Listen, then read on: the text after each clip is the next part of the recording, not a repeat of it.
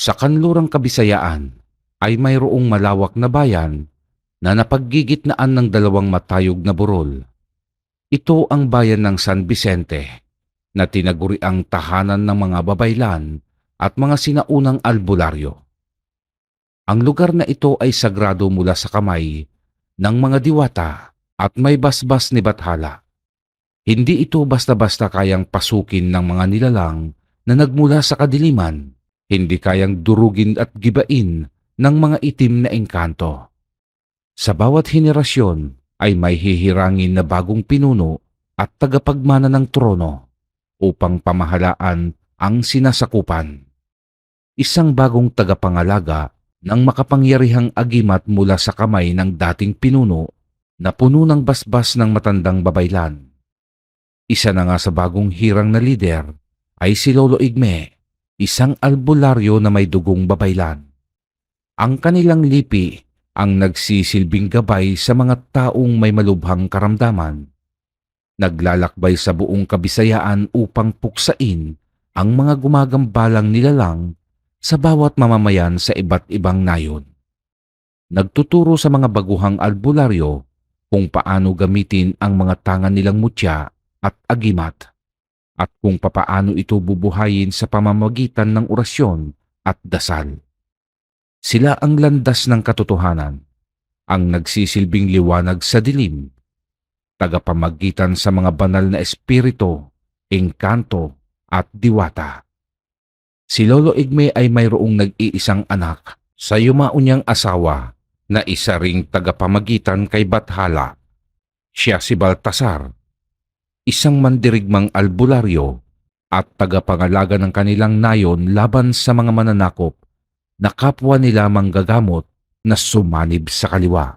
Mga albularyo na gumagamit ng lihim na karunungan mula sa aklat ng demonyo. Isang araw ay biglang nagkaroon ng isang malaking piging sa kalapit na bayan ng San Vicente. Mainit na tinanggap ng mga taga roon ang pagdating ng mga dayuhang pare at madre mula sa malayong pulo, lulan ng malaking galyon. Ang mga dayuhang ito ay nagpapalaganap ng mga pananampalataya sa Diyos. Ngunit walang kaalam-alam ang mga taga-nayon na isa lamang bulaang mga tagapaglingkod kay Hesukristo ang sakay ng galyon. Sa naganap na pagdiriwang ay doon nagsimulang maghasik ng lagim ang mga dayuhan. Kinitil nila ang buhay ng mga tao. Kagimbal-gimbal ang sinapit nilang kamatayan. Bumaha ng dugo sa lupa at nagkalat ang napakaraming bangkay. Ang kaluluwa ng mga nasawi ay inalay ng mga mananakop sa kanilang Panginoon, ang Bathala ng kadiliman. Mga kapanalig, mga kapwa ko babaylan, ang nayon ng Santa Elena ay tuluyan ng nawasak. Sa mga oras na ito, ang mga naninirahan doon ay wala ng mga buhay. Walang awa silang pinaslang ng mga mananakop. Maautoridad na wika ni Lolo Igme sa kanyang sinasakupan. Pinuno, marahil ay patay na rin si Kaambaw. Hindi ko na maramdaman ang kanyang presensya. Madali lang nilang pinaslang ang isa nating kapanalig. Lubhang malakas ang taglay nilang kapangyarihan. Mula sa kinatatayuan ko, nararamdaman ko ang kanilang maitim na aura. Mga kampon sila ng kadiliman. Saad naman ng isang babaylan na nagsisilbing kanang kamay ni Lolo Igme. Ama, Tandang Sonya, sino ang tinutukoy ninyong mananakop? Ano ang pakay nila sa lugar natin? Usisang tanong ni Baltasar, ang mandirigmang albularyo na mismong anak ng pinuno. Baltasar, hindi ko alam kung anong uri sila ng nilalang. Basta't napakaitim ng kanilang kaluluwa. Nasasaklaw ko ang kanilang maitim na presensya. Masyado silang mapanganib. Isa lang ang nakikita kong dahilan. Nais nilang palakasin ang kanilang kapangyarihan. Inaalay nila ang mga kaluluwa ng kanilang pinaslang sa Diyos ng kadiliman. Malakas ang kutob ko na ang nayon natin ang susunod nilang sasakupin. Pwes, nagkakamali sila. Malakas ang basbas natin kay Bathala.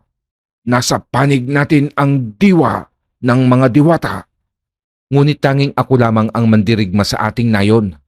Hindi na kayang lumaban pa ng matatanda. Alam ko na hindi matatawaran ang espiritual na kapangyarihan ng mga kapanalig nating babaylan. Pero hindi lang basta kapangyarihan ang usapin dito. Mas kailangan natin ng pisikal na lakas. Paano na ang mga bata? Paano na si Alena? Ngayong nakatakda na ang araw ng pagsilang niya sa aming magiging anak. Nais mo bang mapahamak ang magiging apo nyo, Ama? Ang mabuti pa, Baltasar, dalhin mo si Alena sa ligtas na lugar. Isama mo ang mga bata. Siguro naman, alam mo na ang tungkol sa propesiya naming mga babaylan. Ang anak ninyo ni Alena ang nakatakda na maging pinuno sa ating lipi sa susunod na henerasyon. Ang anak ninyo ang hinirang na sugo ng mga diwata. Tama ang tatay mo, Baltasar. Ilayo mo rito sa nayon si Alena. Nananalaytay sa magiging anak ninyo ang purong dugo ng isang maharlikang babaylan. Hindi pa tayo nakakasiguro kung malulupig natin ang mga mananakop. Paano kung mabigo tayo? Paano kung maubos tayo? Kailangang may mabuhay sa atin upang maipagpatuloy ang ating lahi. Nakahanda kaming isakripisyo ang sarili naming mga buhay, alang-alang sa buhay ng itinakdang bagong pinuno. Hindi ang mga babaylan ang pumipili sa magiging kapalaran ng anak ninyo ni Alena, kundi ang mga diwata at si Bathala ang may nais nito. Sinusunod lang namin ito batay sa nakita namin sa aming mga pangitain.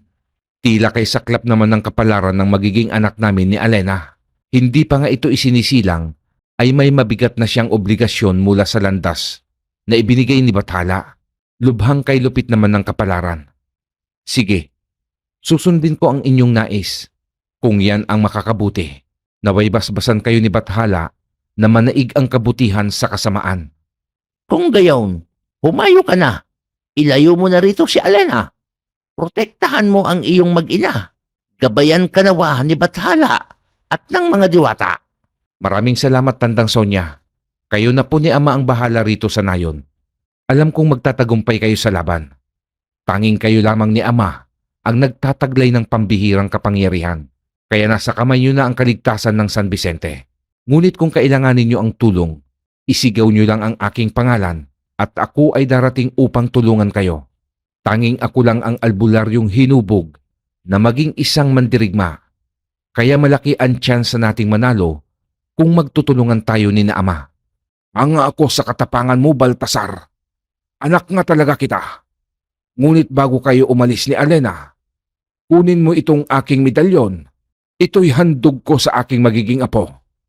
Gagabayan siya nito sa kanyang paglaki. Tanging ito ang tanda na siya ang bagong hihiranging pinuno. Proprotektahan siya nito sa anumang panganib. Magsisilbing kabal at panlaban sa mga magtatangka sa kanyang buhay. Pero Ama, hindi pa ito ang tamang panahon upang ipamana mo ang medalyon ng Tres Pico Roma. Higit na mas kailangan niyo po ito ngayon. Maaari ko namang ipamana sa aking magiging anak ang tangan kong agimat. Kaya patawad po, Ama. Kailangan ko po itong ibalik sa inyo. Higit na mas makapangyarihan ang medalyon ko kaysa sa tangan mong agimat, Baltasar. Ang medalyon ng Tres Pico Roma ay nagmula pa sa ating mga ninuno. Ito'y sagisag ng ating angkan. Simbolo ng ating pamilya mula sa dugo ng mga babaylan. Kaya pinapakiusap ko, anak. Ibigay mo yan sa apo ko. Sa oras na mailuwal siya rito sa mundo, wala pang katiyakan kung hanggang kailan ako mabubuhay at ang kamatayan ay nasa paligid lang. Sige na, Baltasar, umalis ka na. Nadadama ko na malapit na sila. Huwag mong pababayaan si Alena. Nasa pangangalaga niya ang pagpapatuloy ng ating lahi. Isang mapait na ngiti ang gumuhit sa labi ni Baltasar bago sila maghiwa-hiwalay ng kanyang ama. Patakbo niyang nilisan ang sagradong dambana patungo sa kanilang tahanan. Batid na rin ni Elena kung ano ang nangyayari sa kanilang nayon, sapagkat dumadaloy sa kanyang ugat ang dugo ng isang babaylan. Matapos sukluban ni Baltasar ng bandana ang kanyang asawa, ay agad nilang nilisan ang kanilang tahanan. Huli na upang sagipin pa ang mga bata sa mga mananakop sapagkat narating na ng mga dayuhan ang entrada ng San Vicente. Nagsimula ng magkagulo sa nayon. Tanging mga kalansing ng matatalas na sandata ang maririnig. Mga hiyaw ng mga batang walang habas na pinapaslang. Mga iyak ng mga babaeng nawalan ng anak na hindi biniyayaan ng lakas upang lumaban. Mga albularyo at babaylan laban sa hukbo ng Antikristo.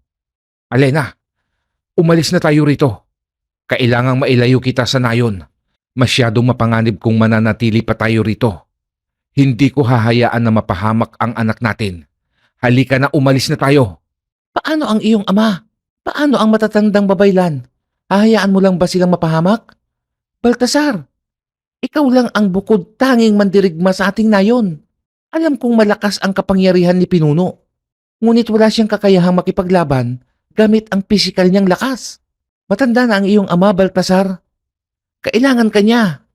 Kailangan ka ng mga taga-nayon. Tulungan mo sila. Iligtas mo ang San Vicente sa mga mananakop. Ngunit papaano ka, Elena? Hindi kita pwedeng pabayaan. Mas kailangan mo ako sa tabi mo. Sinong magpoprotekta sa'yo? Kaya ko na ang sarili ko. Kaya kong protektahan ang anak natin. Mas kailangan ka nila, Baltasar. Kapag hindi mo sila tinulungan, mauubos ang ating lahi at ilang buhay ang mawawala. Matitiis mo bang makita ang mga kapanalig natin ay dadanak ng dugo nila sa lupa? Makikimkim ba ng konsyensya mo na makita ang katawan ng mga bata na wala ng mga buhay? Iwan mo na ako rito, Baltasar. Ako na ang bahala sa aking sarili at ang magiging anak natin. Tulungan mo sila, ama, at ang matatandang babaylan. Lupigin ninyo ang mga kalaban. Huwag ninyong hahayaang maangkin ng mga dayuhan ang ating nayon. Sige, kung yan ang nais mo, Alena, kunin mo ang medalyon. Handog ito ng aking ama para sa ating magiging anak na nakatakdang maging bagong pinuno. Hindi lang basbas ni ama ang nakapaloob sa medalyon ng Tres Pico Roma na ito. May basbas din yan ng mga diwata at ni Bathala. Umalis ka na, Elena. Doon ka magtungo at magtago sa banal na puno malapit sa kuweba. Hintayin mo ako roon pagkatapos naming lupigin ang mga kalaban. Ngunit oras na hindi ako dumating sa loob ng 3 oras, ay lisanin mo na ang kuweba. Magtungo ka sa ibayong gubat at gamitin mo ang iyong lihim na karunungan. Balutin mo ng mahika ang bukana ng lagusan upang hindi ka matuntun ng mga kalaban at nilalang na nagtatangkang kitilin ang buhay ninyong mag-ina. Sa pamamagitan nito, mapapanatag na ang loob ko oras na mabigo kami sa laban. Huwag kang magsalita ng ganyan, mahal kong asawa. Alam ko na magtatagumpay kayo ni ama. Nasa panig ninyo ang diwata. Hindi kayo bababayaan ni Bathala. Ipakita mo sa mga kalaban kung gaano kabagsik si Baltasar. Huwag kang magpapakita sa kanila ng awa. Hihintayin kita sa kuweba. Nais kong isilang ang sanggol na kapiling ka. Kaya magpakatatag ka, Baltasar. Huwag kang magpapagapi sa kanila. Alam kong magwawagi kayo sa laban. Masakit para kay Baltasar na iwan ang asawa niya sa bukana ng madilim na kakahuyan.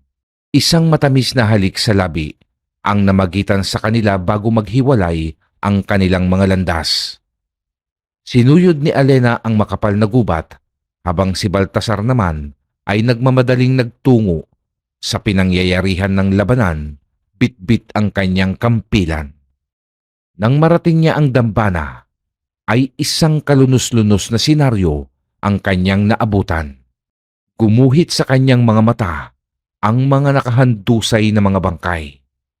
Mga labi ng mga inosenteng batang nasawi sa kamay ng mga dayuhan na pawang mga nakasuot ng itim na abito at may talukbong sa mga ulo. Ang labis na nagpagimbal sa kanya ay nang makita niya ang katawan ng mga babaylan na wala ng mga ulo. Nakasabit ang mga pugot nilang ulo sa sinasamba nilang anito na kanilang pinagninilayan sa paggawa ng ritual. Tanging ang pinuno na lamang ng San Vicente na si Lolo Igme ang nananatiling nakatayo, ngunit nakatamo na ng malubhang pinsala. Naliligo ito sa sarili niyang dugo at napapalibutan ng mga kalaban. Nasipat pa ni Baltasar ang sandata ng kanyang ama na nakabaon sa lupa na tila hindi sadyang nabitawan dulot ng malalalim na sugat. kahit ang isang makapangyarihang albularyo ay walang nagawa sa hukbo ng Antikristo. Ama! Malakas na sigaw ni Baltasar. Anong ginagawa mo dito, Baltasar? Nasaan si Alena? Usisang tanong ng kanyang ama, ngunit nakabaling ang paningin nito sa mga kalaban. Ama, huwag niyo na pong alalahanin pa si Alena. Malamang sa mga oras na ito, nakalayo na siya. Patawad kung nahuli akong dumating. Hindi ko tuloy na iligtas ang buhay ng mga bata. Hindi ko man lang naisalba ang buhay ng mga babaylan. Hindi ako karapat-dapat maging isang mandirigma. Hindi ko man lang nagawang iligtas ang buhay ng mga taga-nayon. Wala akong silbi. Isa akong malaking hangal. Patawad sa mga dakilang babaylan. Hinayaan ko kayong masawi sa kamay ng mga dayuhan. Huwag mong sisihin ang sarili mo, Baltasar. Wala kang kasalanan. Nakatadhana na ang pangyayaring ito. Alam na mga kapanalig nating babaylan ang nalalapit nilang kamatayan. Maging ang sarili kong kamatayan. Kaya nga sinadya ko kayong lumayo ni Alena upang mabuhay kayo. Ngunit sinuway mo ang aking utos. Binago mo ang kapalaran. Ngayon nakikita ko sa iyo ang anino ng kamatayan. Sana ay ligtas na maisilang ni Alena ang sanggol. Hindi siya dapat mamatay. Nakikita mo, ama, ang anino ng kamatayan? Pwes hindi ako natatakot mamatay. Kung ito nga ang nakatakda sa iyong pangitain, ay nakahanda na akong masawi kasama ka, ama. Mamamatay tayong dalawa na lumalaban. Magsasama tayo sa kabilang buhay. Tama na! Masyado nang mahaba ang inyong usapan. Ikaw na may hawak ng kampilan. Pinahanga mo ako. Matapang ka at hindi takot mamatay gaya ng mga pinaslang naming babaylan. Lumaban sila hanggang kamatayan. Ngayon ikaw naman ang masasawi sa aking mga kamay. Magtuos tayong dalawa. Tignan natin kung hanggang kailan ka tatagal. Pupugutan kita ng ulo at isasabit ko sa inyong dambana tulad ng sinapit ng mga kasamahan ninyong babaylan. Mga kasapi, kayo na ang bahalang pumaslang sa matandang yan at ako na ang bahala sa lalaking ito. Walang makikialam sa aming laban. Ngayon simulan na nating magtagisan ng lakas. Kamatayan ang magwawaksi kung sino sa atin ang higit na mas malakas. Tinatanggap ko ang hamon mo. Maglaban tayo sa pagitan lang nating dalawa. Mapatay mo man ako, sisiguruhin ko na isasama kita sa hukay. Itong nayon na to ang magsisilbi mong libingan. Ipaghihiganti ko ang kalapastangan ng ginawa ninyo sa aming nayon. Ang laban ay ganap ng naging isang duelo sa pagitan ni Baltasar at Arturo na siyang pinuno ng Antikristo. Samantalang si Lolo Igme naman ay hinarap ang napakaraming kalaban gamit ang sibat na may malaki at matulis na panudla. Inubos ng matandang albularyo ang natitira niyang lakas at kapangyarihan upang lumaban. Taimtim na umusal ng dasal para gawing kabal ang sarili sa huling pagkakataon kahit nabigo siya noong una. Hindi na sapat ang kanyang espiritual na kapangyarihan na may positibong enerhiya na makalikha sa pamamagitan ng paglabas ng malakas na puwersa sa kanyang kamao na parang hagupit ng hangin. Sa kabilang banda naman ay walang tigil ang pagbanggaan ng mga sandata ni Baltasar at Arturo. Tanging nakakangilong kalansing ang namamagitan sa kanila. Ang matatalas nilang armas ang nag-uusap kung sino ang unang hahandusay sa lupa. Kampilan laban sa espada. Sa bawat pagharibas nila ng kanilang mga armas ay nagdudulot ito ng malalim na mga sugat. Pareho silang nagtatamo ng pinsala sa katawan sa tuwing hinaharibas nila ang kanilang mga sandata. Ipinanganak si Baltasar na isang mandirigma, kaya dalubhasa na siya sa paggamit ng kampilan. Halos ilang oras tumagal ang kanilang laban, walang nais magpadaig. Mahusay kang gumamit ng sandata. Isa ka talagang mandirigma. Ngunit batid kong hindi pa sapat ang lakas mo upang ako'y iyong patayin. Malayo ka pa sa aking kalingkingan at malayo ang agwat ng ating lakas. Sanay na akong pumatay. Ilang buhay na ang nasawi sa aking mga kamay. Humanda ka sapagkat wawakasan ko na ang iyong buhay. Iaalay ko ang iyong kaluluwa sa aking Panginoon. Ang dami mong sinasabi. Hayaan mo na ang sandata natin ang mag-usap. Pagbabayarin kita sa pagkitil mo sa buhay ng mga bata at babaylan. Kaya ihanda mo na yung sarili mo sa nalalapit mong kamatayan. Ibubuhos ko ang aking buong lakas upang puksain kang nilalang ka. Sa tulong ng gabay kong agimat, ay ihahatid kita sa huli mong hantungan. Tampalasan, isa kang malaking hangal. Dudurugin kita na parang isang insekto. Ipagmamalaki mo pa ang tangan mong agimat.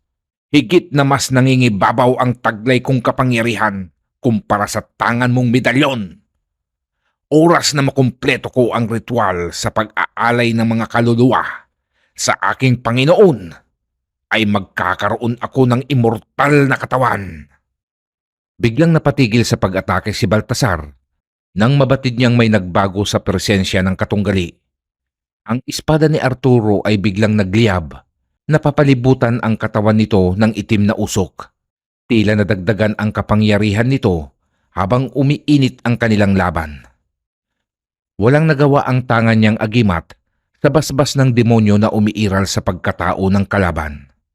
Isang malakas na sigaw ang pinakawalan ni Baltasar nang iharibas ni Arturo ang espada nito. Sumiklab ang matalas na apoy at malaki ang naidulot nitong pinsala sa kanya. Nakatamo siya ng mahaba at malalim na sugat.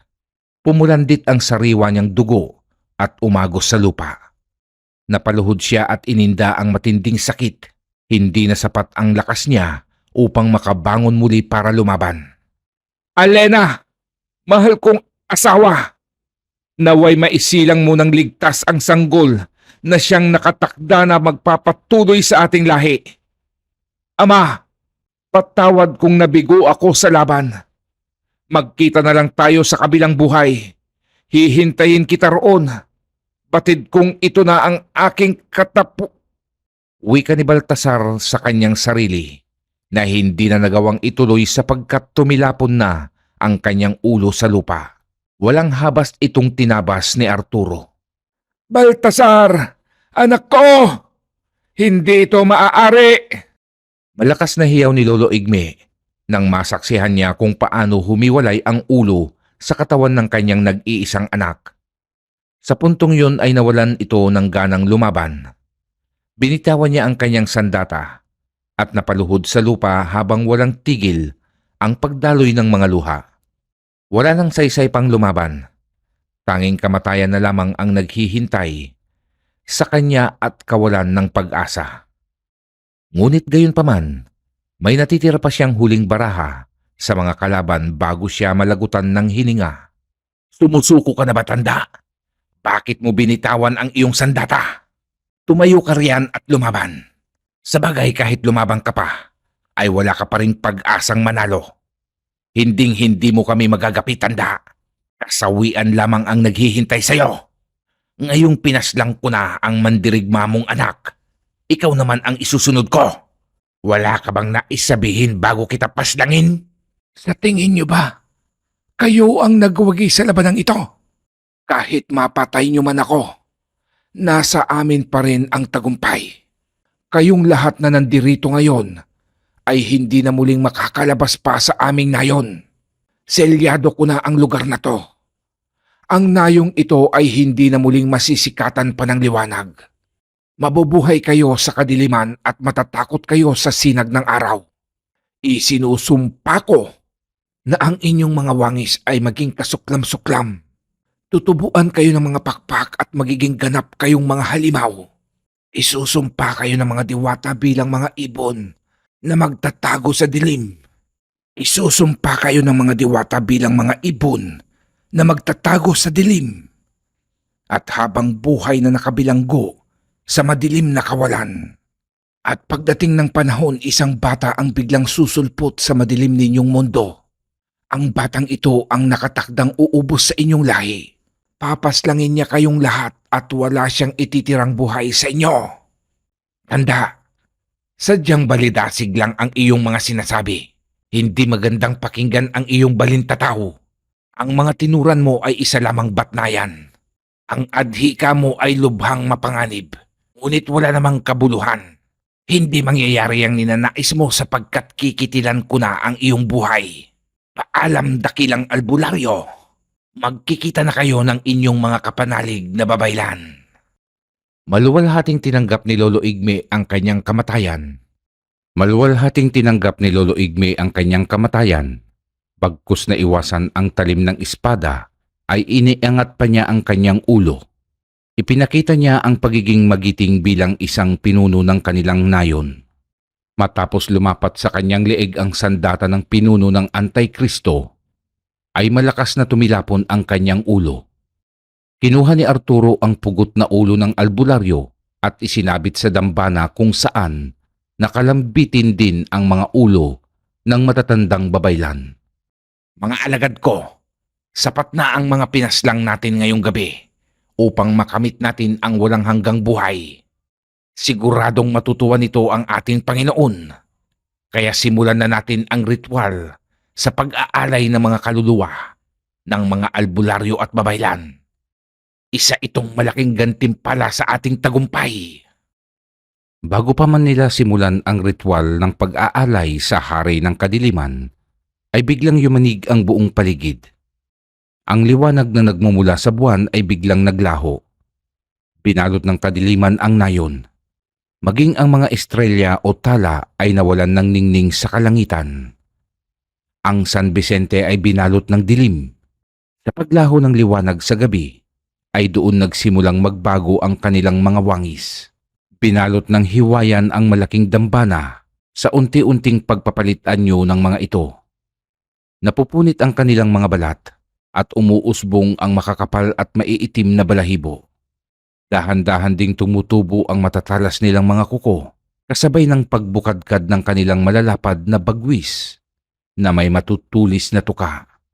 Naging ganap silang mga wakwak, tila nangyari na ang sumpa ng matandang albularyo na may basbas ng mga diwata. Anong nangyayari sa atin, Pinuno? Bakit nagbabago ang ating wangis? Ito na ba ang sumpa ng albularyong may dugong babaylan? Tila hindi nga siya nagbibiro. Saad ng isang alagad ni Arturo. Ano ang gagawin natin, Pinuno? Paano tayo makakabalik sa dati nating anyo? Paano na ang ipinangako mo na magkakaroon tayo ng immortal na katawan? Mauuwi na lang ba ito sa kabiguan? Saad na tanong naman ng isang babaeng wakwak sa kanilang pinuno. Huwag kayong mangamba, mga alagad. Hindi ito balakid upang maisakatuparan natin ang ating adhikain. Sa ngayon gamitin natin ang ating mga bagwis. Bumalik tayo sa galyon. Baka sakaling maglaho ang sumpa ng matandang albularyo. Kaakibat natin ang hari ng kadiliman. Kaya makakawala tayo sa sumpa ng matanda na may kakayahang makipag-ugnayan sa mga diwata. Matapos iyon sabihin ni Arturo, ay sabay-sabay nilang ibinuka ang kanilang malalapad na pakpak at matulin silang lumipad sa himpapawid. Subalit bago nila marating ang hangganan ng nayon ng San Vicente, patungo sa karatig na nayon na una nilang sinakop, ay hindi sila nakalabas. Tila may matibay na kalasag na nakaharang na hindi nila nakikita. Kahit anong pilit nila, sa paglipad ay nauuwi ito sa pagkabigo. May malakas na enerhiya na tumutulak sa kanila na huwag makalabas sa nayon. Ang San Vicente ay nagmistulang bilangguan nila. Simula nun ay namuhay sila sa dilim. Hindi nila muling nakita pa ang pagsikat ng araw. Ang umaga ay nanatiling gabi. Nauhaw sila sa dugot laman ng tao. Ngunit tanging mga hayop lamang ang maaari nilang dagitin bilang panlaman sa kanilang kumakalam na sikmura. Samantala, tanging pag-iyak na lamang ang nagawa ni Alena sa loob ng kuweba. Hindi na siya umaasa pa na makikita pang muli ang kanyang asawa. Isa siyang babaylan at nagmula sa maharlikang tagapamagitan sa mga diwata. Kaya batid niyang patay na si Baltasar, Lolo Igme at ang mga matatandang babaylan. Sa mismong gabing iyon, isinilang niya ang isang malusog na sanggol na lalaki. May marka ng kalahating buwan sa dibdib bilang tanda na ito nga ang nakatakdang mandirigma ng mga babaylan. Nananalaytay sa dugo ng sanggol ang dugong bughaw ng mga sinaunang albularyo na pinagmulan ni Lolo Igme. Matapos maisilang ang nakatakdang sugo ng mga diwata, ay nilisan ni Alena ang madilim na kuweba. Malaya siyang nakalabas ng San Vicente. Naglakbay patungo sa kabilang kagubatan na hindi nasaklaw ng kanilang nayon. Sa pusod ng kagubatang ito, sa ilalim ng matandang puno ng balete, ay dito siya pansamantalang sumilong. Kinabukasan, sinimulan niya na magtayo ng maliit na kubo malapit sa malaking puno ng balete. Maraming ligaw na hayop sa gubat, kaya nangangaso ito upang mabuhay. Kahit kapapanganak pa lamang niya, ay hindi ito naging hadlang sa kanyang pangangaso. Kailangan niyang kumain ng wasto upang may maipasuso sa kanyang anak. Mula sa kinatitirikan ng kanyang munting kubo, ay natatanaw niya sa malayo ang madilim na bahagi sa kalangitan na tila hindi sinasaklaw ng liwanag ng araw. At batid niyang may malakas na sumpa ito galing sa ama ng kanyang yumaong asawa. Malakas na sumpa sa tulong ng mga diwata at ni Bathala. Makalipas ang 10 taon, sa malakas na pagbulusok ng tubig mula sa itaas ng talon, ay isang batang nasa ibaba nito na sinasalo ng katawan niya ang hampas ng tubig, nakaupo sa patag na bato at nagmimeditasyon. Nakatuon ang sarili sa kalikasan at taimtim na dumadalangin. Nakasabit sa kanyang liig ang gintong medalyon. Sa kanyang kinasasadlakan ay makikita ang isang sibat, katabi ang mga sariwang isda na nahuli pa niya sa pinakailalim ng ilog. Totoy anak, matagal ka pa riyan? Nagugutom na ako. Marami ka bang nahuling isda? Tama na ang pagdarasal, baka lumampas ka na sa langit. Umahon ka na riyan at malapit nang lumubog ang araw. Mga mahabaging diwata, tinatawag na po ako ng aking ina. Maraming salamat sa ibinigay niyong biyaya. Wika niya sa mga diwata na hindi naman nakikita ng kanyang mga mata. Ang mga diwata na tinuturing niyang lumikha. Sa tuwing may nahuhuli siyang isda sa ilog at nabibitag na ligaw na hayop sa gubat, ay hindi niya nakakaligtaan magpasalamat sa kalikasan. Nakangiti siyang tumayo bitbit ang sibat at malalaking isda. Nay, tignan niyo po ang mga nahuli kong isda. Matataba at sariwang-sariwa. Pasensya na po inay kung medyo natagalan ako. Kailangan ko pong magsanay sa ilalim ng talon upang mapalakas ko ang aking sarili. Sambit muli ni Totoy nang makalapit siya sa kanyang ina. Anak, hindi naman kita pinagbabawalan magsanay. Hinay-hinay lang. Huwag mong masyadong pagurin ang iyong sarili. Maiba tayo. Tapos mo na bang pakainin ang medalyon ng Tres Pico Roma? Kailangang palaging busog yan upang hindi mawalan ng bisa. Naisaulo mo na rin ba ang mga itinuro kong bagong dasal mula sa aklat ng ating mga ninunong babaylan? Opo, Nay. Tapos ko na pong pakainin ang tangan kong agimat. Saulado ko na rin po ang mga itinuro niyong dasal sa aklat ng mga babaylan. Inay, di ba? Hindi mo naman po hawak ang aklat ng ating angkan, ngunit paano niyo po ba na isaulo lahat ang mga nakapaloob doon? Tila parang kay talas naman ng inyong isipan.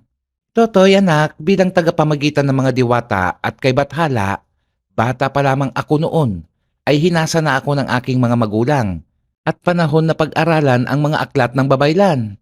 Sa pamamagitan ng pagbigkas ng mga sagradong dasal, ay may kalakip itong biyaya mula sa ating kalikasan na mabigyan niya tayo ng magandang pag-aani para sa ating mga kapanalig.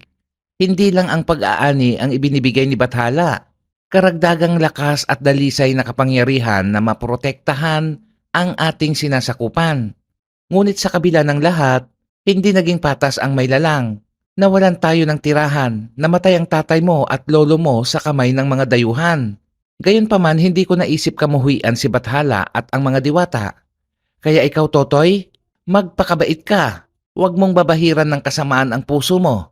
Panatilihin mo itong dalisay kahit na pagkaitan ka ng tadhana. Mamaya na tayo magkwentuhan, anak. Gutom na ako. Lutuin na natin yung nahuli mong isda. Sige po, Nay. Sarapan niyo po ang luto niyo, ha? Ikaw talagang bata ka. Kailan ba naging hindi masarap ang luto ko, Aber? Mabuti na lang marami tayong naaning kamote. Tamang-tama, pamari sa mga nahuli mong isda. Sa kabila ng mga nalalaman ni Totoy tungkol sa sinabi ng kanyang ina, ay may mga bagay pa siya na hindi nalalaman. Hindi niya alam kung saan ang dati nilang tirahan at kung bakit sila nanirahan sa pusod ng kagubatan na tanging sila lamang mag-ina ang nakatira. Ang nayon ng San Vicente ay hindi saklaw ng kanyang isipan kung saan ito matatagpuan. Hindi rin niya alam kung paano nasawi ang kanyang ama at ang kanyang lolo. Walang malinaw na pagpapaliwanag ang kanyang ina kung sa paanong paraan nasawi ang kanyang buong angkan at kung bakit sila pinatay. Lahat ng ito ay nais niyang maliwanagan, ngunit batid niyang umiiwas ang kanyang ina na pag-usapan ang tungkol sa bagay na ito.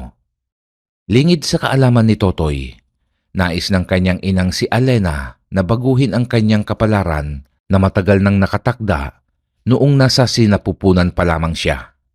Ayaw ng ginang na maging masaklap ang buhay ng kanyang anak na tinaguri ang batang albularyo na wala pang napapagaling na sinuman.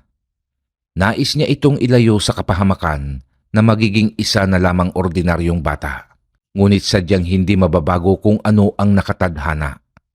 Gayunpaman, hindi nito ipinagdamot sa anak kung ano talaga ang kanilang pinagmulan at kung ano ang dumadaloy sa kanilang mga ugat. Kaya noong magkaisip si Totoy at tumungtong sa edad na 5, ay tinuruan na niya ito kung paano bigkasin ang mga dasal. Magsagawa ng ritual kung paano gamitin sa wasto ang medalyon na ipinamana ni Lolo Igme sa kanyang anak. Tinuruan kung paano mangaso. Hinubog ang katawan sa pag-iinsayo upang palakasin ang pisikal na katawan nito. Kaya sa edad na 10 ay batak na ang katawan ni Totoy. Malawak na ang kaalaman at matanda na kung mag-isip. Nang makauwi sila sa kanilang munting tahanan, ay agad namang niluto ni Alena ang mga isda. Namuhay sila ng walang ibang nakakasalamuhang mga tao. Tuwing kumakagat ang dilim, ay tanging mga alitaptap ang nakakausap ng batang si Totoy. Minsan nakikipagkwentuhan sa hangin at pabulong na kinakausap ang tangan niyang agimat. Dumating sa punto na kusang bumukas ang pangatlo niyang mga mata, dahilan upang makita niya at makausap ang mga lamang lupa. Hanggang sa magkaroon siya ng mga kaibigang duwende at mga engkantong naninirahan sa puno ng balete. Hindi na nagtaka pa ang ina nito kung bakit may ganoong abilidad ang kanyang anak, sapagkat maging siya man ay may kakayahang makihalubilo sa mga engkantado. Lalo't isa siyang tagapamagitan sa mga espiritu na may kakayahang makipag-ugnayan sa mga kaluluwa ng mga namayapa. Ito ang isa sa mga katangian ng isang babaylan. Nay, alam niyo po ba, simula nung nagbukas ang pangatlong mata ko at makamit ko ang kapangyarihan ng aking medalyon, ay palagi na akong nananaginip ng masama. Para pong isang pangitain na parang may kinalaman ito sa ating nakaraan. Konektado po kung saan tayo nagmula. Palaging nahahagip ng aking panaginip ang madilim na kalangitan sa paanan ng kabilang kagubatan. Doon po sa ipinagbabawal mong lugar na hindi ko maaaring puntahan. Minsan na po akong nagawi sa hangganan, ngunit tila may tumutulak sa akin pabalik. Sabihin mo, anak, anong pangitain ang iyong nakikita? Nakita ko po sa aking panaginip ang isang madugong senaryo. Isang lalaki na kawangis ko ang nakaluhod sa lupa at nabanggit ang inyong pangalan bago siya paslangin ng isang lalaking nakasuot ng itim na abito. May mga talukbong din po ang ulo nila. Pinugutan po ng ulo ang lalaking nakasadlak sa lupa. Ang nakakapagtaka lang po kung bakit magkawangis kaming dalawa. Nakita ko rin po ang isang matandang albularyo na pinutulan din ng ulo. Ngunit bago po ito masawi, ay nagbitiw ito ng sumpa sa mga kalaban. Ganun ba, anak? Ano pa ang mga nakita mo? Isalaysay mo sa akin. Bukod po sa dalawang lalaki na pinugutan ng ulo, may mga bata din pong nakahandusay sa lupa. Wala na silang mga buhay. Ngunit ang mas nakakatakot ay ang mga pugot na ulo ng matatandang babae na nakaduklay sa dambana. Tinawag silang babaylan ng mga pumaslang sa kanila. Malakas ang kutob ko na may kinalaman ito sa ating pinagmulan, inay. Sino kaya ang lalaking kawangis ko? Bakit po niya sinambit ang pangalan nyo? Alam niyo po, Nay, magkatulad kayo ng medalyon ng lalaking kahawig ko. Mukhang hindi mo na talaga matatakasan pa ang itinakda sa iyo ng mga diwata. Nagising na ang dugo ng babaylan na dumadaloy sa iyong mga ugat. May kakayahan ka na makita ang nakaraan. Marahil ito na ang tamang panahon upang malaman mo ang buong katotohanan tungkol sa ating nakaraan at kung bakit tayo nanahan dito sa pusod ng kagubatan. Ano po ang ibig niyong sabihin, Nay? May dapat pa ba akong malaman na hindi mo pa sinasabi sa akin? Oo, anak. Marami ka pang hindi nalalaman na hindi mo na dapat sana pang alamin. Ngunit batid kong hindi ko ito dapat itago sa iyo ng matagal. Ang nakatakda ay nakatakda na mangyari ngayon. Ito ang propesiya noon ng mga kapanalig nating babaylan.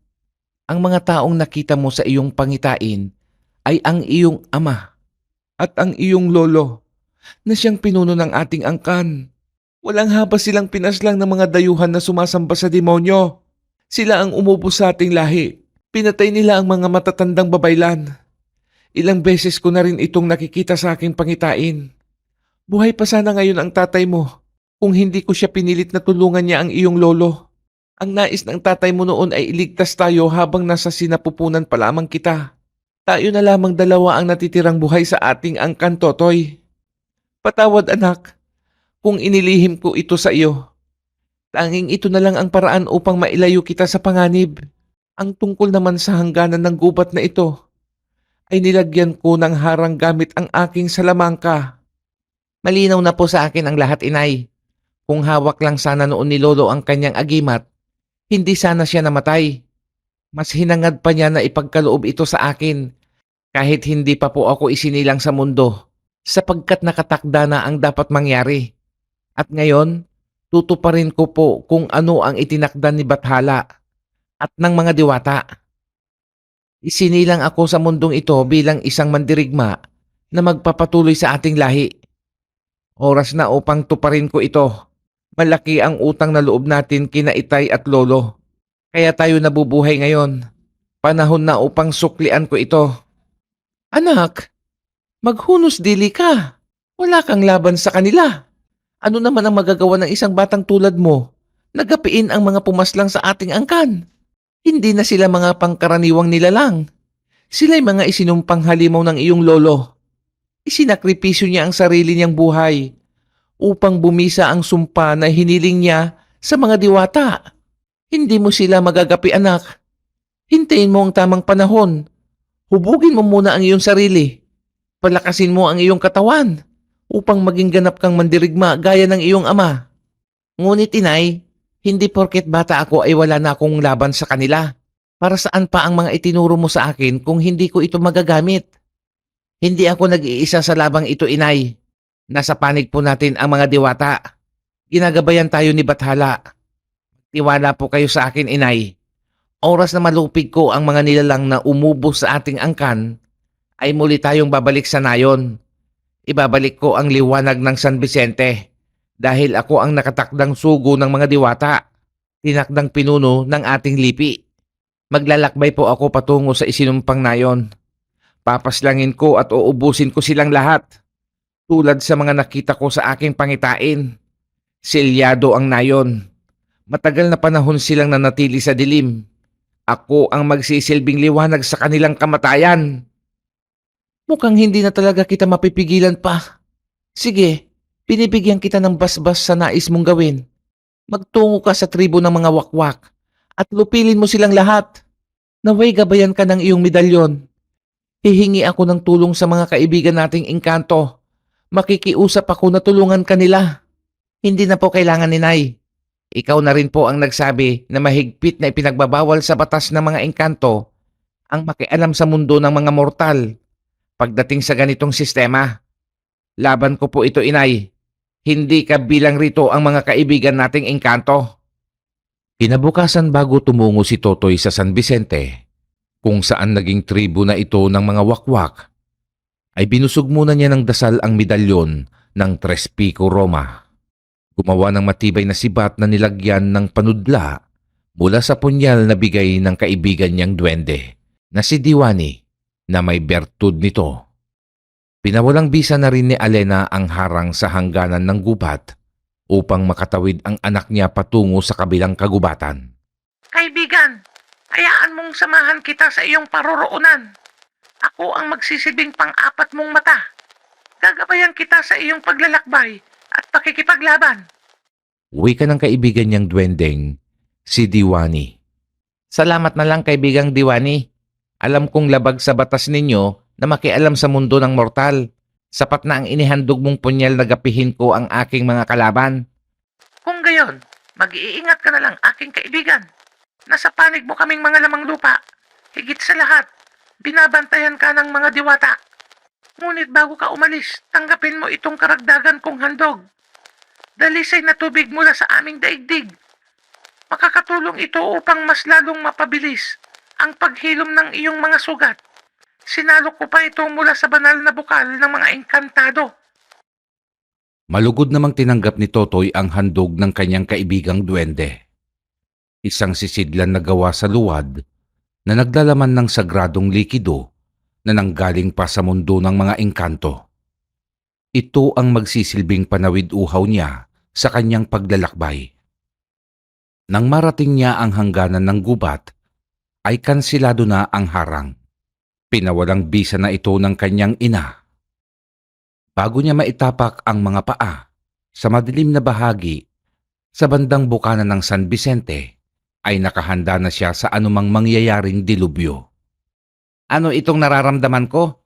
Napakaitim na aura. Masyado nga silang mapanganib. Nakakakilabot ang kanilang presensya. Mukhang kailangan ko talagang mag-ingat. Hindi dapat ako magpakakampante.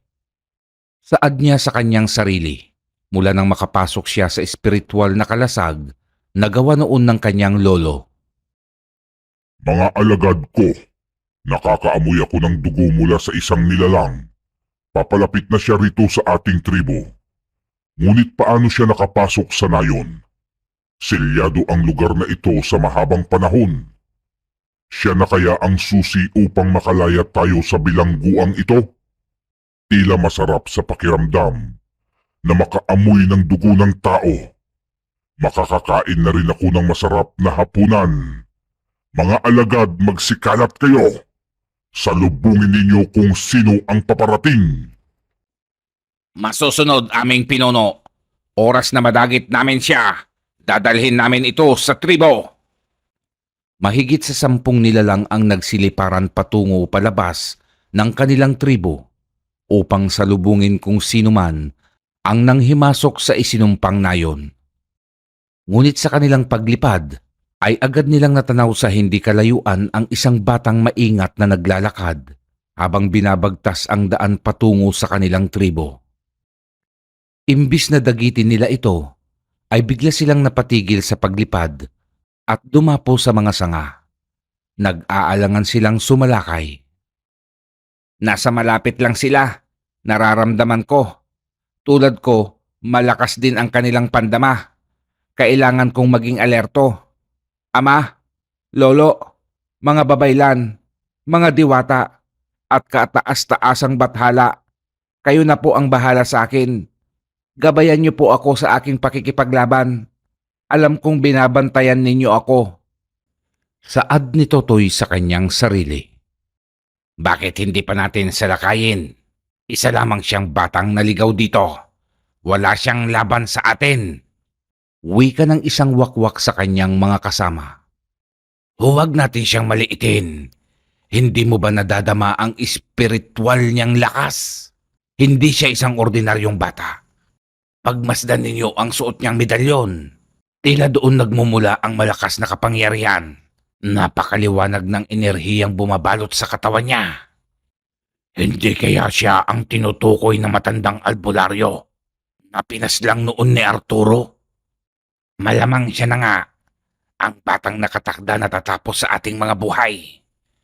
Ang batang nakasaad sa sumpa ng matandang albularyo.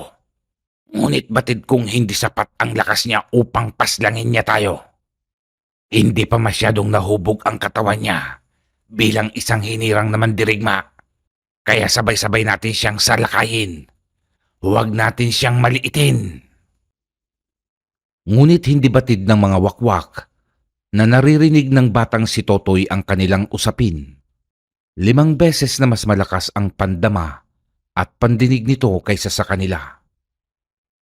Ang nagbabadya nilang pagsalakay ay kanina pa pinaghandaan ng batang albularyo. Naghihintay lang ito na lumapag sila sa lupa. Ano pang hinihintay ninyo? Atakihin nyo na ako. Sisiguruhin ko, bago pa man kayo makalapit sa akin, ay babagsak na kayo sa lupa na wala ng hininga. Sige, simulan nyo na ang lumapit sa akin.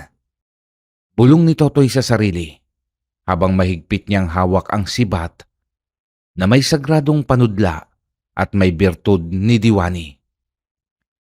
Nasa ayos rin ang kanyang posisyon sa mangyayaring pagsalakay ng mga ibong mandaragit. Ang nakakabinging katahimikan ay binulabog ng malakas na pagaspas. Hudyat na sumalakay na nga ang mga nilalang na kanina pa nagmamatiyag sa malalaking sanga. Mabilis silang lumipad papalapit kay Totoy. Nakahanda na ang kanilang matatalas na kuko upang dagitin ito. Subalit hindi pa nga sila nakakalapit, ay bigla silang nagulat sa pagsiklab ng nakakasilaw na liwanag.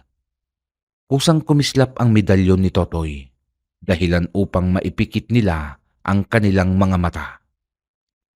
Sa puntong iyon ay sinamantala niya ang sarili upang atakihin niya ang mga wakwak na nagmistulang estatwa sa ere.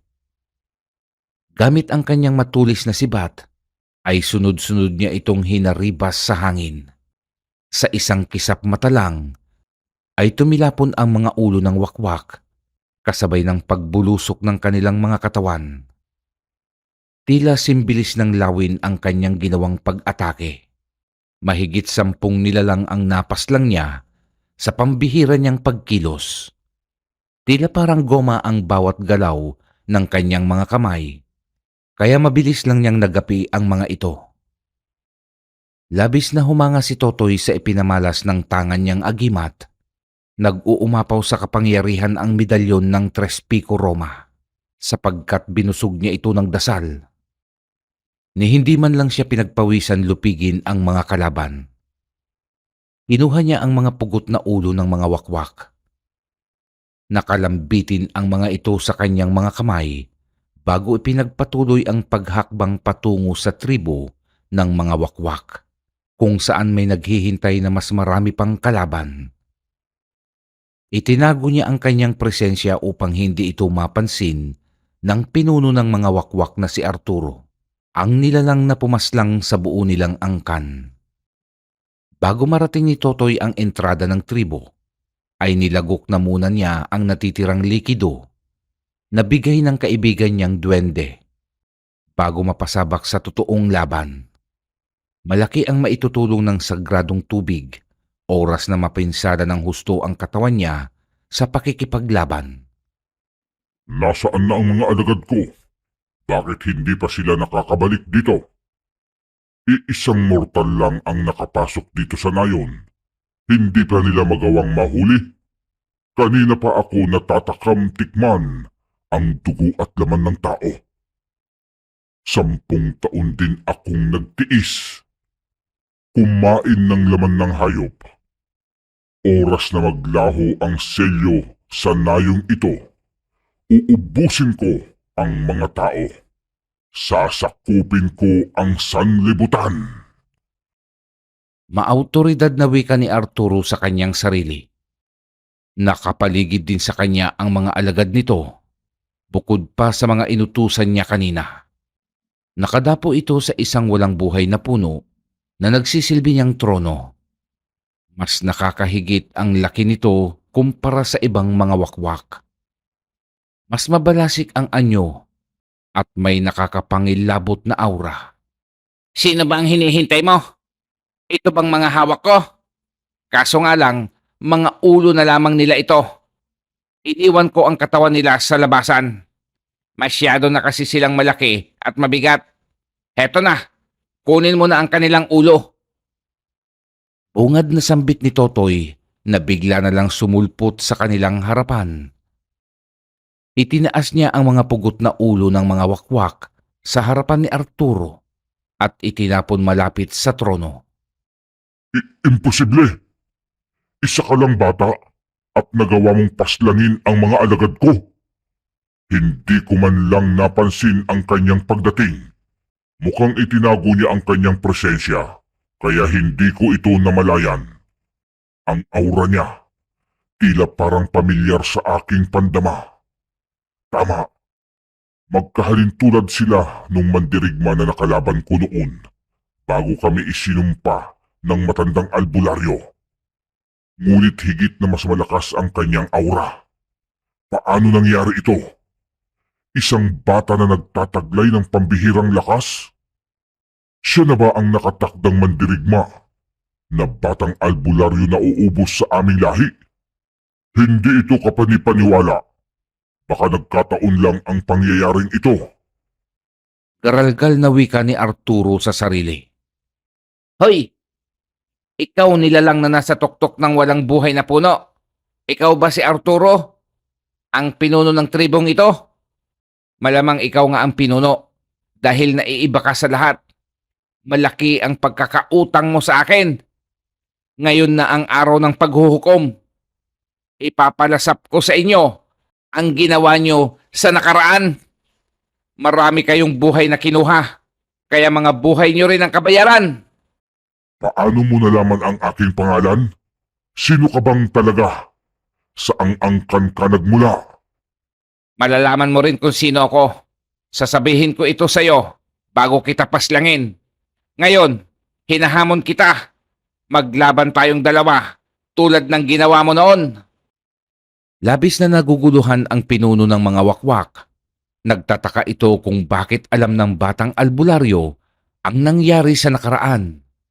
Gayunman, tinanggap nito ang hamon bilang pinuno ng kanilang tribo. Maglalaban sila sa pagitan lamang nilang dalawa. Malakas ang kumpiyansa nito na matatalo niya ang batang si Totoy. Tinatanggap ko ang iyong hamon. Masyado mo akong minamaliit, bata. Baka nakakalimutan mo na nandirito ka ngayon sa aming tribo. Kung ikaw ang itinakdang sugo na tinutukoy ng matandang albularyo, marahil ikaw din ang kasagutan upang maglaho ang selyo sa lugar na ito. Sa ginawang pangmamaliit ni Totoy sa pinuno ng mga wakwak, ay sumiklab ang galit nito. Lumipad ito ng sobrang tulin at walang habas siyang inatake. Naiwasan naman niya ang ataking iyon, ngunit natatangi ang liksi nito, kaya muling nakabawi sa pagsalakay mula sa bandang likuran. Bumaon ang matatalas na kuko nito sa magkabilang balikat ni Totoy. Malakas na iniwas-iwas ang malalapad na bagwis at dinagit siya sa himpapawid. Sa tindi ng puwersa ng mga kuko nito ay hindi siya makakilos habang nasa himpapawid sila. Ngunit gayon paman, nanatili siyang kalmado at siniguro na hindi niya mabibitawan ang sibat. Hindi niya nararamdaman ang sakit kahit na umaagos ang kanyang sariwang dugo mula sa pagkakatusok ng mga matutulis na bagay. Balak ni Arturo na paggutay-gutayin ang katawan niya habang dagit siya nito. Kontrolado nito ang galaw ng hangin kaya malaya itong nakakakilos. Akman ang wawasakin nito at hahatiin sa dalawa ang katawan ni Totoy, ay nauwi lamang ito sa pagkabigo. Muli na namang nagpamalas ng galing ang medalyon. Biglang naging kabal ang katawan ni Totoy na singkunat ng matibay na goma. Hindi lang ito basta kabal, ngunit uminit din ito na tila kayang lumusaw ng matitigas na bagay. Sa puntong yun, ay biglang lumuwag ang pagkakabaon ng mga kuko nito, dahilan upang makawala si Totoy. Bago siya bumulusok sa lupa, ay napakapit siya sa kaliwang paa nang dumagit sa kanya at nagawang ibalanse ang katawan sa ere. Gamit ang malalastikong katawan, ay ipinilantik niya ang sarili upang makatalon patungo sa itaas. Nang magawa niyang makatalon gamit ang hangin at sa tulong ng kanyang mga kamay na nanatiling nakahawak sa paa ng katunggali, ay malaya siyang nakarating sa ibabaw ng malapad na katawan ng dambuhalang ibon. Nang sumadsad ang kanyang katawan sa malalagong itim na balahibo, ay doon niya isinagawa ang matinding atake. Magkakasunod niyang itinarak ang panudla sa leeg ni Arturo. Paulit-ulit niya itong ibinaon na tumatagos sa lalamunan. Nabahala naman ang mga nilalang na nasa ibaba nang marinig nila ang malakas na pagtangis ng kanilang pinuno. Mga hiyaw na nagpapahiwatig ng kamatayan. Sa tindi ng mga natamo nitong pinsala sa kamay ng batang albularyo na itinakdang sugo ng mga diwata, ay halos umulan ng dugo. Unti-unti itong nanghihina hanggang sa hindi na makayanang igalaw ang mga pakpak. Bumulusok ito ng matulin sa kalupaan habang nanatiling nasa ibabaw ng katawan niya si Totoy. Nang malapit nang sumalpok sa lupa ang katawan ng malaking nilalang, ay maagap na tumalon si Totoy at ligtas siyang bumagsak sa lupa. Kailangan niyang maging alerto kahit napataob niya ang pinuno sa naganap nilang duelo. Halos madurog ang mga buto ni Arturo. Nabali ang mga pakpak at walang tigil ang pagpulandit ng sariwang dugo. Lumapit si Totoy sa naghihingalong nilalang upang tuluyan na niyang wakasan ang buhay nito. Ngayon tatanungin kita, anong pakiramdam ng malapit ng malagutan ng hininga? Masakit ba? Gaya ng sabi ko, sasabihin ko sa iyo kung sino ako bago kita tuluyang paslangin. Ako si Totoy. Nagmula ako sa angkan ng mga sinaunang albularyo at babaylan. Ako lang naman ang anak ng mandirigmang pinatay mo noon at apo ng dating pinuno na nagbigay sa inyo ng sumpa. Ang batang nakatakdang maging pinuno sa aming lahi, mandirigmang sinugo ng mga diwata. Ngayong alam mo na kung sino ako, kailangan na kitang patayin. Paalam Arturo, huwag kang mag-alala sapagkat isusunod ko na ang mga alagad mo. Muli kong ibabalik ang liwanag sa lugar na ito. Ito ang mga katagang narinig ni Arturo bago humiwalay ang kanyang ulo sa kanyang katawan.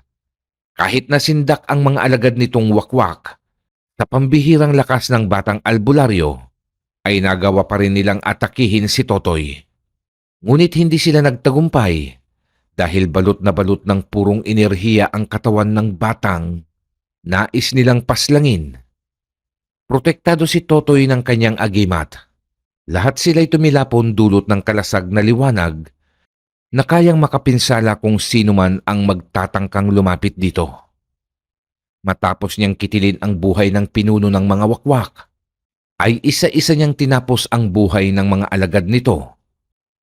Hindi nila nasasabayan ang bawat galaw ng sibat. Hindi nila batid kung saan tatama ang sagradong sandata nakikitil sa kanilang mga buhay.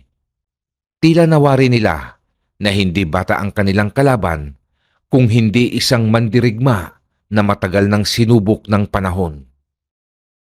Walang kahirap-hirap na pinagpapapaslang ni Totoy ang napakaraming wakwak. Wala siyang itinirang buhay. Bawat nilalang ay pinuputulan niya ng ulo. Binura niya ang tribo ng mga wakwak. Matapos niyang mapagtagumpayan ang laban, ay muling nagkaroon ng kulay ang nayon. Unti-unting bumalik ang liwanag sa San Vicente. Muling umahon sa matagal na pagkakalugmok ang dating sagradong lugar. Ang mga labi ng mga wakwak ay nilusaw ng liwanag, nasunog at tinangay ng hangin ang kanilang mga abo. Nakangiting nilisan ni Totoy ang San Vicente. Ngunit bago siya bumalik sa kanilang tahanan, ay dumako muna siya sa karatig na nayon. Ang unang sinakop noon ng mga antikristo nung hindi pa sila sumasailalim sa sumpa. Nang marating niya ang kabilang nayon, ay wala siyang nadatnang mga tao. Nagmistulan itong abandonado. Tanging mga buto na lamang ang nagkalat sa lupa, mga nasawi noon sa kamay ng mga dayuhang mananakop. Tumungo siya sa dalampasigan at sinunog niya ang malalaking galyon. Matapos niya maisagawa ang matagal ng nakatakdang misyon, ay biglang lumitaw ang isang engkantada. Sinabi sa kanya ng diwata na hindi pa natatapos ang kanyang misyon. Marami pa siyang haharapin na mga pagsubok. Maglalakbay pa siya sa malalayong lugar upang lunasan ang mga taong may malubhang karamdaman.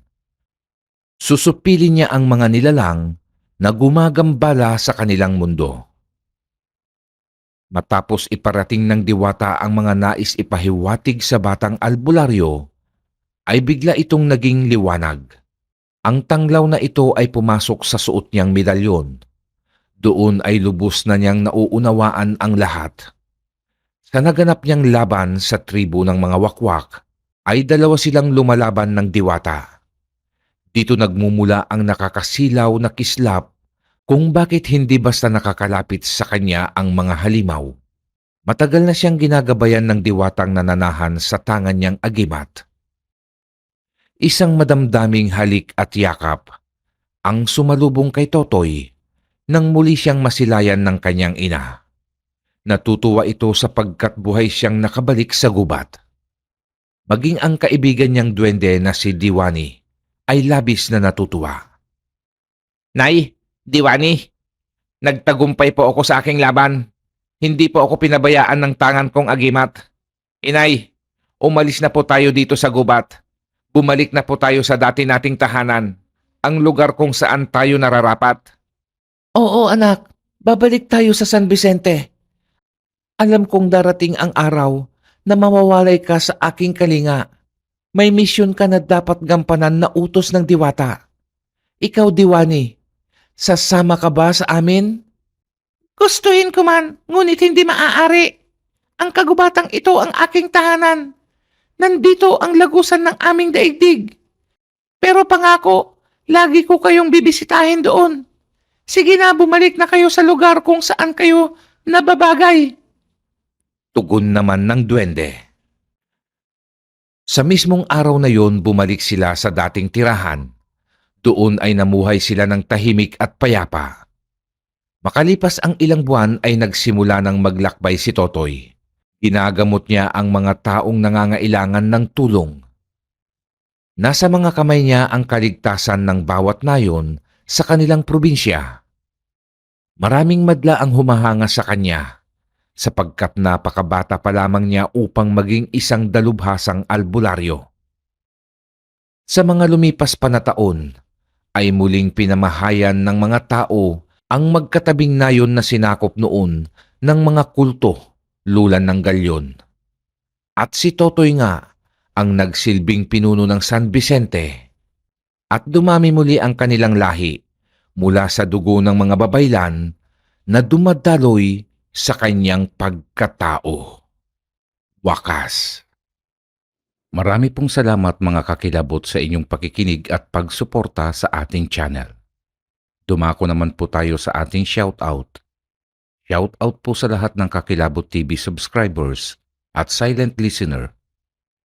Shoutout din po kina Kakilabot Maria Clara from Kuwait, Kwentong Hiwaga sa Kagubatan, Pioli Liharso from Cavite, Hazel Concepcion, Carmelita Pruna from Dubai, Pab Flores from San Vicente, Santa Maria, Bulacan, Idelberto Balanlay and Balanlay family from Talolora, Palapag, Northern Samar, Tita Sareno, Elsa Gonzalez from China, Ricky Conde, Milagrosa Luke from Hong Kong, Henry Bailon from Saipan, Charlene Gumansing from Muscat, Oman, Delia Joksing from Iloilo City, Junel Atienza, Sherwin Tejada, and Armando Garcia from Raslapan, Qatar,